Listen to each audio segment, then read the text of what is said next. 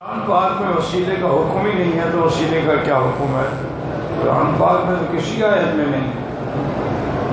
قرآن پاک میں تو یہی حکم ہے کہ اللہ فرماتے ہیں کہ مجھ سے مانگو ادعونی استجب لکم، براہ راست مانگو۔ اسی طرح اللہ فرماتے ہیں اجیب دعوت الداعی اذا دعان۔ اسی طرح اللہ نے تمام پیغمبروں کی دعائیں نقل کی ہیں، وسیلہ کسی میں بھی نہیں ہے۔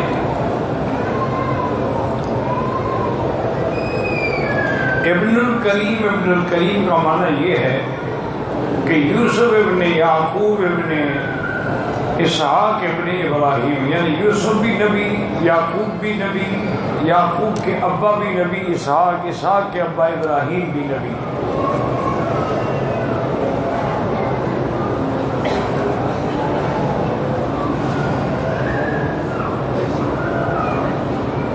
کہتے ہیں کہ جو لوگ حلق نہیں کرتے، دم واجب ہے، بالکل دم واجب ہے، اور جب تک حلق نہیں کریں گے وہ عمرے سے بھی نہیں نکلیں گے، وہ احرام سے نہیں نکلیں گے۔ جتنی غلطیاں کرتے جائیں گے دم پڑتی جائیں گے۔ لازم ہے کہ طواف صفا کے بعد حلق کرائے۔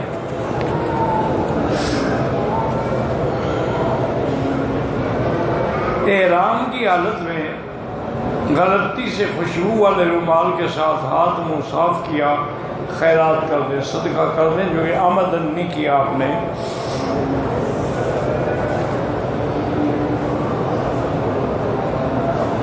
ہمارے ہوٹل کے کمرے میں کسی معتمر کی کچھ کھجور پڑی ہوئی ہے، اگر اس کا پتہ نہ ہو، پتہ ہو اس کو پہنچاؤ، پتہ نہ ہو تو غریبوں میں خیرات کر دو۔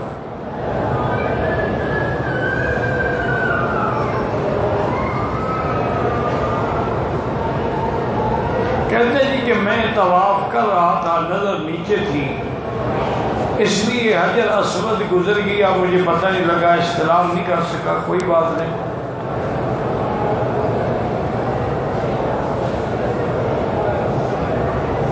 کہتے جی کہ سیرت النبی کی جو آپ کا البم آیا تھا، اس کے بعد تو کئی میرا بھائی البم آ گئے، اس کے بعد قصص الانبیاء آیا، قصص خلفائے راشدین آیا، ازواج النبی آیا، کئی آئے الحمدللہ، اب تو سارے ملتے ہیں انٹرنیٹ پہ۔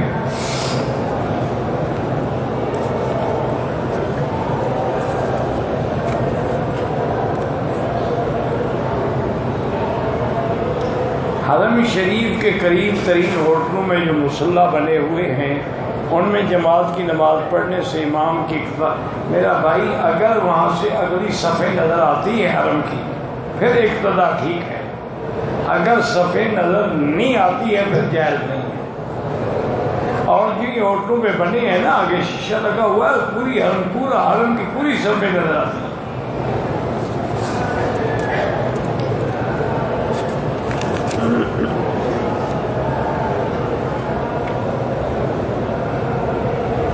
کہتے ہیں جی کہ ہمیں خبر آئی ہے اخبار میں کہ جوئے خانے اور یہ سب غلط باتیں ہیں۔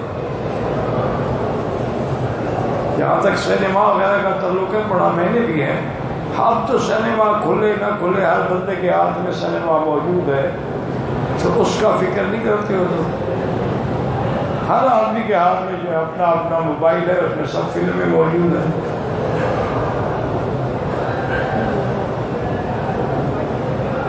آپ کو اللہ صحت دے، آپ کی بڑی مہربانی، آپ دعا کرتے ہیں۔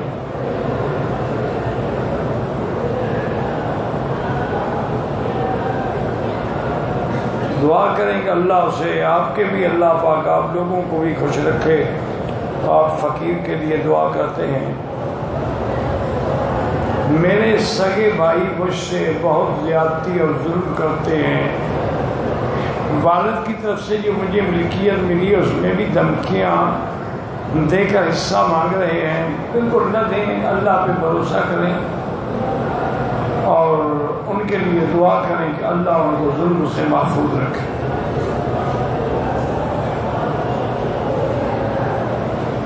خطبے کی اذان جو ہے، اگر ممبر پہ امام بیٹھ چکا ہے تو حنفی مسلک میں یہ ہے کہ خاموش رہو، کوئی جواب نہ دو، چونکہ ان کے نزدیک یہ قاعدہ ہے کہ اذا جاء الامام، جب امام منبر پہ آ جائے، لا صلاۃ ولا کلام، نہ نماز نہ بات۔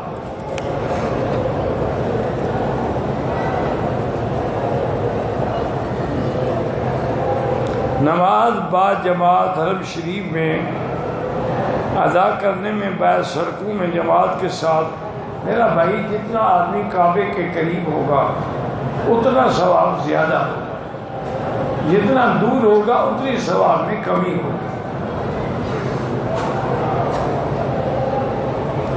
سنت مؤکدہ اور غیر مؤکدہ کے پڑھنے میں کوئی فرق نہیں۔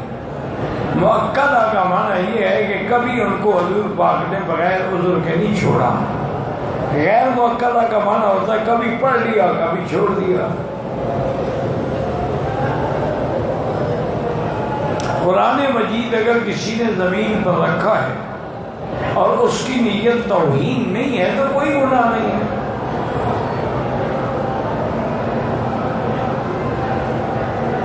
ماں باپ کا تابع دار بیٹا 2 سال تک پتہ نہیں کیا کیا، خاندان میں شادی کی، والدین نے اپنی انا کی وجہ سے نہیں مانے۔ بہرحال اگر بیٹا حق پہ ہے، لیکن بہتر یہی ہے کہ والدین کی اطاعت کرے، ایک عورت کے لیے ماں باپ کو ناراض نہ کرے۔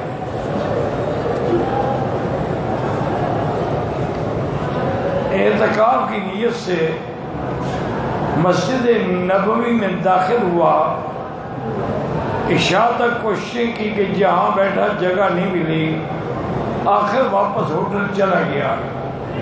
اگر آپ نیت کر چکے تھے تو پھر تو آپ کے ذمہ واجب ہے کہ دوبارہ آپ پورا کریں۔ نیت نہیں کی تھی، گئے تھے کہ موقع ملا تو کر لوں گا، تو پھر کوئی بات نہیں۔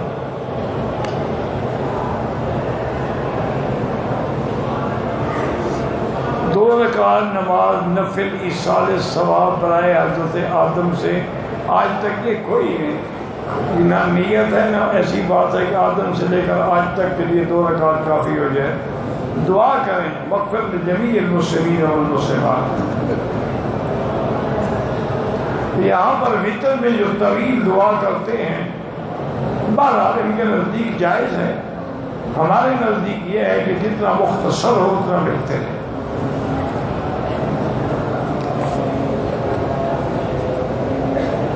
میری پھوپھی اور والدہ فوت ہو گئی، اللہ مغفرت فرمائے۔ آدمی مرنے کے بعد عالم ارواح میں رشتے داروں سے ملاقات کرتا ہے، بہرحال ارواح کو اللہ چاہے، لیکن پتہ تو نہیں لگتا نا، کیونکہ روح تو ہمیں نظر نہیں آتی نا، کیونکہ یہ روح کی تو حقیقت ایسی ہے کہ اللہ کے سوا کوئی نہیں جانتا۔ اگر کسی نے ناخن کاٹے ہیں یا بال کاٹے ہیں، وضو دوبارہ کرے؟ بالکل نہیں۔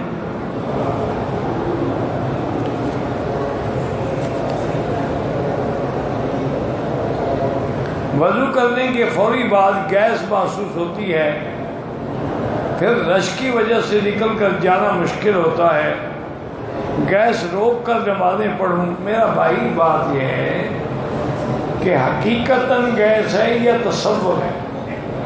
اگر حقیقتاً نفخ ہے تو پیٹ کو، گیس کو یا پیشاب کو روک کے نماز پڑھنا جائز نہیں ہے۔ اب تو کوئی مشکل ہی نہیں کہ اگر آپ نے مثلاً گیس خارج کر دی تو وضو حرم میں بھی کر سکتے ہیں، باہر جانے کی ضرورت ہی نہیں ہے۔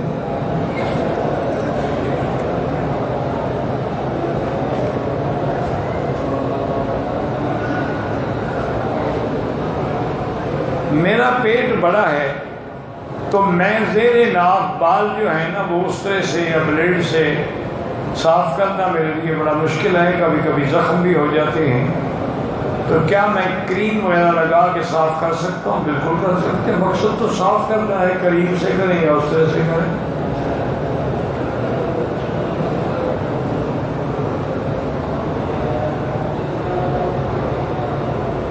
میں نے 2014 میں حج کیا ہے، والدین کی طرف سے حج بدل کرنا ہے آپ کر سکتے ہیں، والد کے لیے یا والدہ کے لیے، باقی قانونی باتیں تم جانو، قانون جانے۔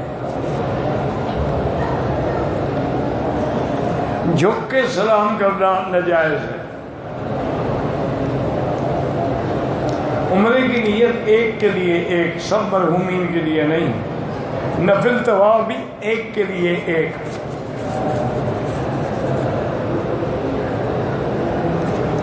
طائف اگر جائیں تو واپسی پہ عمرہ کرنا ضروری ہے جو میقات ہے۔ اگر حدیبیہ جائیں تو حدیبیہ میقات نہیں ہے، وہاں سے ضروری نہیں ہے۔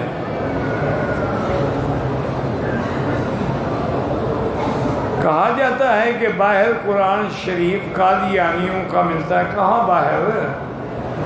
ہمیں تو آج تک نہیں ملا۔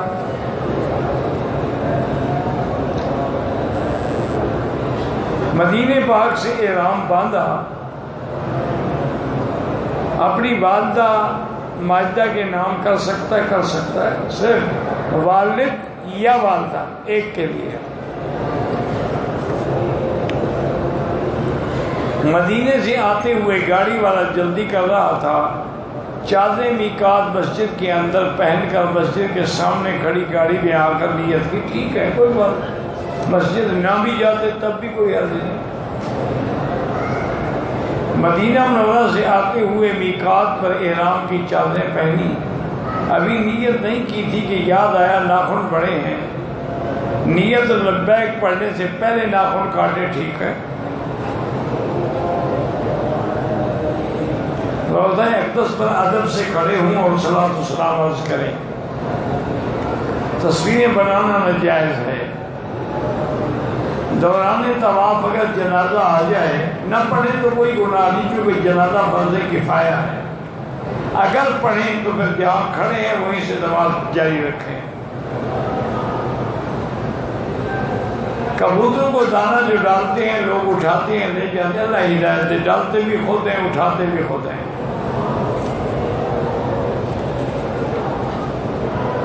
بغیر بسم اللہ کے وضو شروع کر دیا، درمیان میں دھیان آیا بسم اللہ پڑھیں، ٹھیک ہے کوئی بات نہیں۔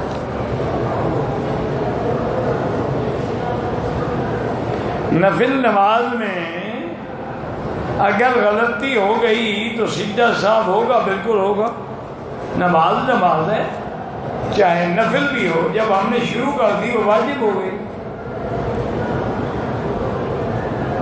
ہندوستان سے جدے بغیر احرام کے آیا، مسجد عائشہ سے جا کے احرام باندھ، یہاں پہ تو دم دینا پڑے گا، اور جو عمرہ تھا آپ کا اپنے اصل وطن والا اس سے بھی آپ محروم ہو گئے۔